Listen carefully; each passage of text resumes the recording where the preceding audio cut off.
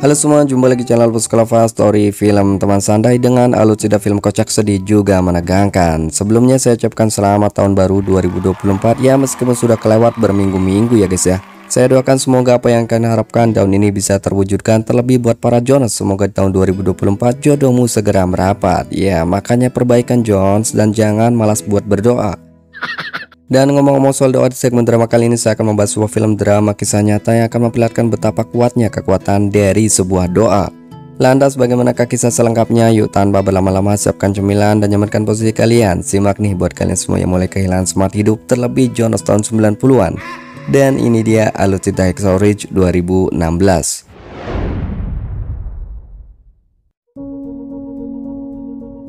Film dibuka di sebuah bukit bernama Hacksaw Ridge, tepatnya pada saat Perang Dunia Kedua pada tanggal 1 April 1945 di Okinawa, Jepang, di mana terjadi pertempuran yang sangat dahsyat antara pasukan Amerika Serikat melawan pasukan Jepang. Sampai-sampai di sini menewaskan begitu banyak pasukan, ada yang terbakar, terkena tembakan, terkena bom, bahkan yang selamat pun dalam keadaan cacat. Namun dari semua itu ada satu pemandangan yang tak biasa, di mana satu tentara Amerika Serikat yang tanpa senjata sama sekali, tapi dengan sangat berani dia lari ke sana kemari demi menyelamatkan rekan-rekannya yang masih hidup. Lantas siapakah dia dan apakah yang menyebabkan seperti itu? Kita flashback ke 16 tahun sebelumnya. Cerita diawali di sebuah pegunungan di Lynchburg, Virginia. Terlihat dua anak kakak beradik yang tengah bermain bersama. Mereka bernama Desmond dan kakaknya yang bernama Hal.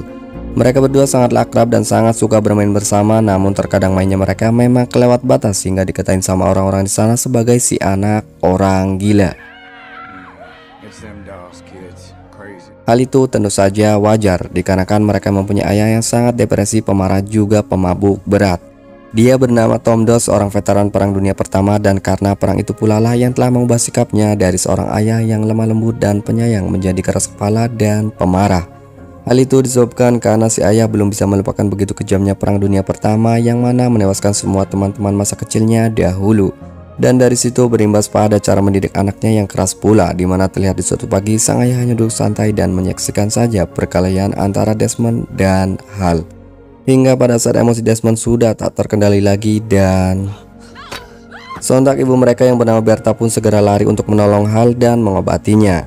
Sementara itu Desmond yang sangat shock dan merasa sangat bersalah, dia memandangi lukisan yang ada di dinding rumahnya, yang mana lukisan itu adalah gambaran dari larangan-larangan agama yang dianut orang tuanya, di mana orang tua Desmond adalah penganut agama Kristen Protestan Seventh Day Adventist, yang mana salah satu ajaran larangan kerasnya yakni larangan untuk membunuh.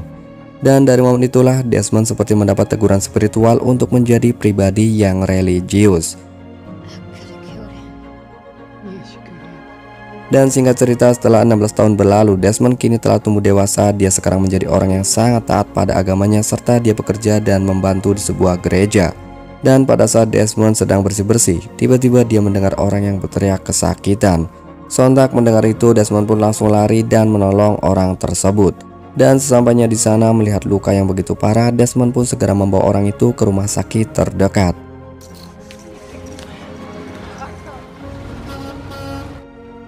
Dan setelah memastikan orang itu ditangani dan baik, dia bukannya langsung pulang. Desmond justru tersentuh melihat orang-orang yang tengah sakit, yang mana hal itu membuatnya teringat kembali pada kejadian 16 tahun silam yang menimpa kakaknya.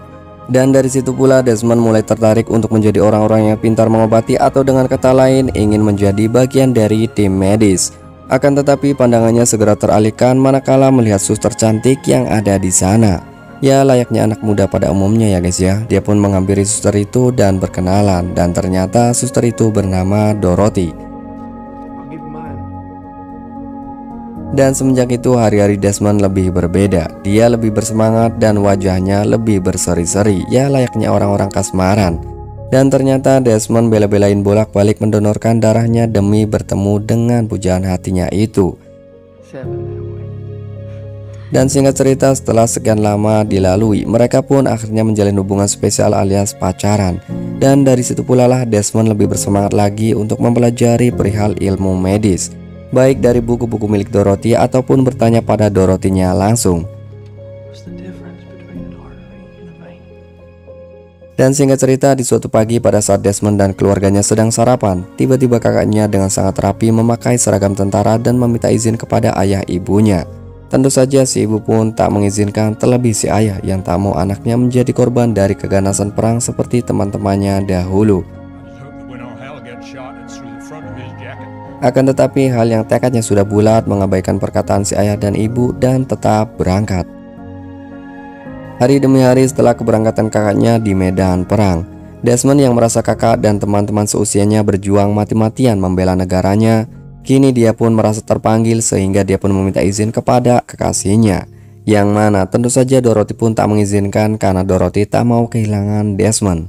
Akan tetapi Desmond meyakinkan jika dia pasti akan baik-baik saja dan dia pergi menjadi tentara bukan untuk membunuh lawan, melainkan Desmond akan menjadi tim paramedis di militernya. Mendengar itu Dorothy pun mengizinkan dan sebelum pergi Desmond melamar Dorothy.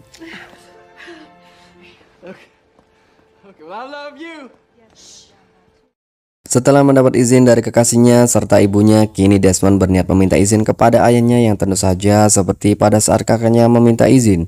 Si ayah pun menolak, namun Desmond berkata jika dia sudah terlanjur mendaftar. Mendengar itu, si ayah pun hanya bisa menggerutu saja dan membiarkan saja si Desmond berangkat. Singkat cerita, hari keberangkatan pun tiba. Desmond berpamitan dengan kekasihnya dan berjanji akan menikahnya sesaat setelah mendapat cuti dari pelatihan militernya itu. Kemudian Dorothy memberikan Alkitab yang diselipkan fotonya, berharap Desmond akan selalu ingat agama dan kekasihnya yang selalu menunggunya di rumah. Dan singkat cerita, setelah sampai di kamp pelatihan militer dan masuk ke asramanya, Desmond berkenalan dengan begitu banyak orang dan bermacam-macam karakter. Dan lucunya guys, di sini ada salah satu orang yang sangat suka telanjang. Tak lama kemudian seorang komandan pun tiba di sana. Dia bernama Sersan Hoel. Dia pun mulai melatih ketegasan, kedisiplinan serta ketangkasan dan kekuatan fisik. Dan ternyata dari semua latihan fisik, Desmond lulus dengan nilai tertinggi. Ya, meskipun tetap saja ada satu nilai terendah, yaitu pada latihan tali sampul, yang mana Desmond malah membuat tali sampul seperti. Dan setelah semua latihan dilalui, kini para tentara masuk ke sesi pelatihan menembak. Dan dari sinilah masalah mulai muncul. Pada saat semua tentara mengambil senjatanya masing-masing, Desmond hanya berdiam diri, tak mau mengambil senjatanya. Sontak sang komandan pun marah dan karena hal itu pula lah Desmond mulai dikucilkan teman-temannya serta dibully, bahkan dia pun sampai dipukuli. Di keesokan paginya melihat muka Desmond yang begitu babak belur, Sersan Hoel pun bertanya siapakah yang telah memukulinya. Namun Desmond di sini menjawab dengan jawaban yang membuat teman-temannya terkejut juga sangat heran. Dikarenakan dia menjawab jika wajahnya seperti itu bukan karena dipukuli, melainkan karena dia terjatuh dari kasur. Singkat cerita, setelah berbulan-bulan latihan, hari ini adalah hari libur untuk semua tentara. Namun sial bagi Desmond yang tak mau memegang senjata itu pun tidak diberi cuti sendirian. Dan karena hal itu pula, dia pun akhirnya dijebloskan di penjara militer untuk sementara waktu.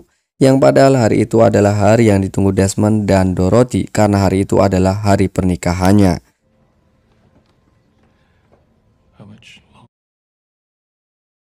Melihat itu, Desmond yang tak kunjung datang, Dorothy pun meminta izin kepada sang komandan untuk menemui Desmond di dalam penjara itu. Di sini Dorothy memohon dan membujuk Desmond untuk melepas egonya saja dan menuruti atasannya untuk memegang senjata. Tapi Desmond tetap bersikukuh dan tetap teguh pada pendiriannya itu. Meskipun di lain sisi sebenarnya dia pun merasa dilema dengan apa yang ia lakukan. Dikarenakan di satu sisi dia harus taat pada atasannya, sementara itu di sisi lain dia juga harus taat pada Tuhannya. Dan singkat cerita, hari persidangan pun tiba, yaitu untuk memutuskan mengeluarkan Desmond atau mempertahankannya. Di sini Desmond mendapat tuduhan bahwa dia telah melawan atasan dan dianggap sebagai penantang perang. Tapi dalam sidang itu Desmond berkata jika dia bukanlah penantang perang, bahkan pengkhianat negara. Dan dia pun berkata,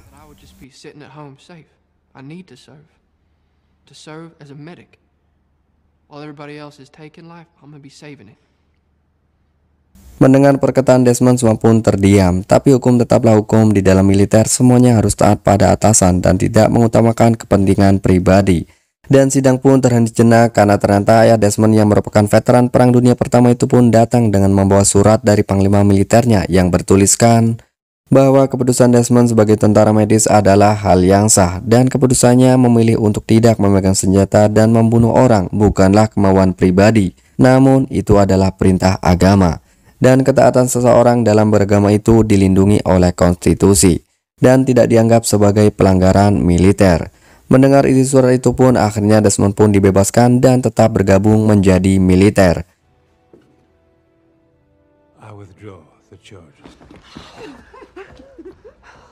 Dan dari situ akhirnya Desmond diberi cuti untuk melangsungkan pernikahannya dengan kekasihnya sebelum akhirnya dia pun berangkat ke medan perang. Singkat cerita, pasukan Amerika pun sampai di Okinawa, Jepang, termasuk juga kelompok Desmond.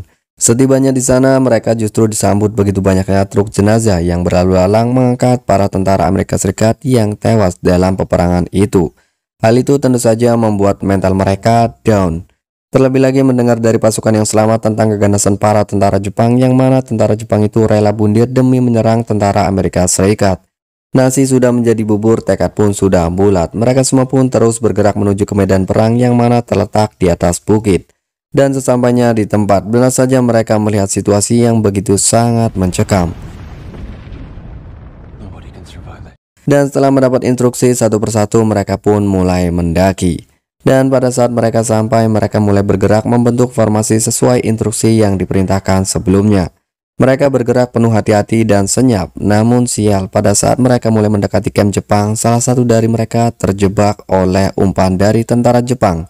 Yang mana tentara Jepang itu pura-pura mati kemudian berteriak. Sontak saja pasukan Jepang pun mulai membombardir dan menyerang mereka.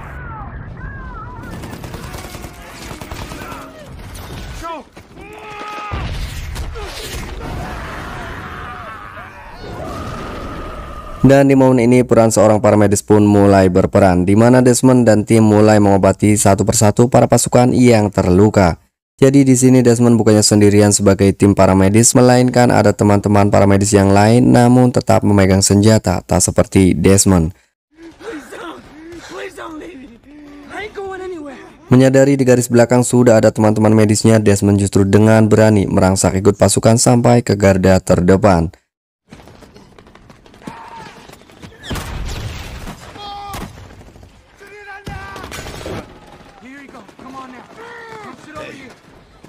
Setelah berhari-hari perang itu berlangsung, di posisi ini sepertinya Amerika Serikat kalah dan mulai terdesak untuk mundur.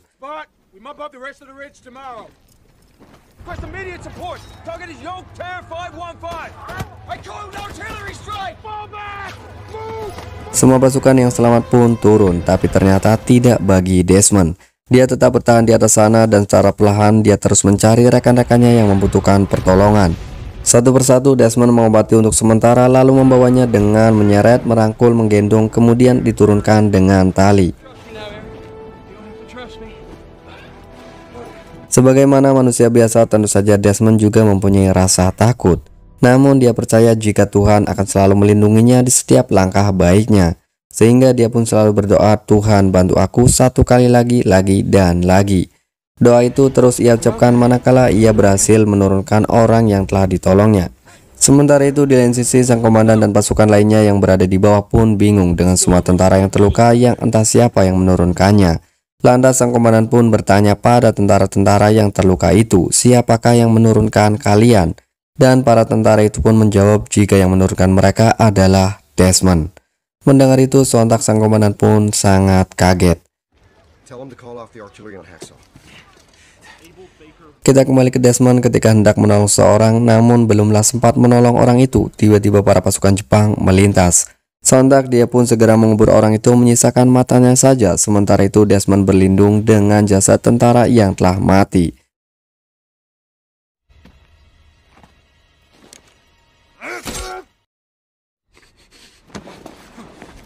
Dan setelah dirasa aman, dia pun menolong orang itu dan menurunkannya. Kemudian dia melanjutkan lagi mencari rekan-rekannya yang masih hidup. Akan tetapi di momen ini dia kurang beruntung, dikarenakan dia diketahui pasukan Jepang yang sontak saja langsung menembakinya. Namun keberuntungan masih berpihak pada Desmond karena dia tak terkena tembakan sama sekali. Akan tetapi pasukan Jepang terus mengejarnya sehingga Desmond pun masuk ke sebuah gua yang tanpa disadari ternyata gua itu adalah base campnya para tentara Jepang.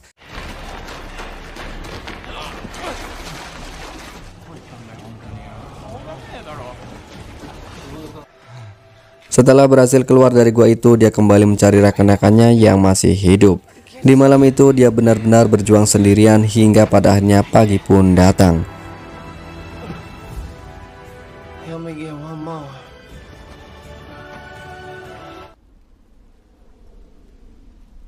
Setelah menemukan Sersan Howell yang ternyata tak bisa berjalan karena luka pada kakinya, sehingga Desmond pun dengan segera menolong dan menurunkannya. Dan tak lama kemudian karena situasi sudah tak memungkinkan lagi untuk mencari rekan-rekannya karena tentara pada Jepang mulai mengetahui sehingga dia pun terpaksa turun.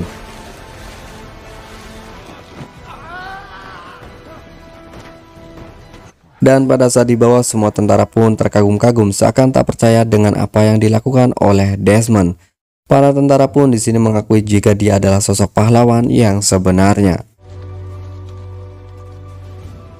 Dan pada saat di markas, sang komandan pun menemui Desmond dan mengatakan bahwa selama ini sang komandan telah salah menganggap Desmond, dikarenakan menganggap Desmond sebagai si kurus yang egois karena terlalu taat pada agamanya dan dianggap sebagai penantang perang. Tapi dengan semua yang dilakukan, Desmond mampu membuktikan bahwa dialah orang yang paling berpengaruh dalam perang ini dan layak disebut sebagai pahlawan. Dan film pun berakhir.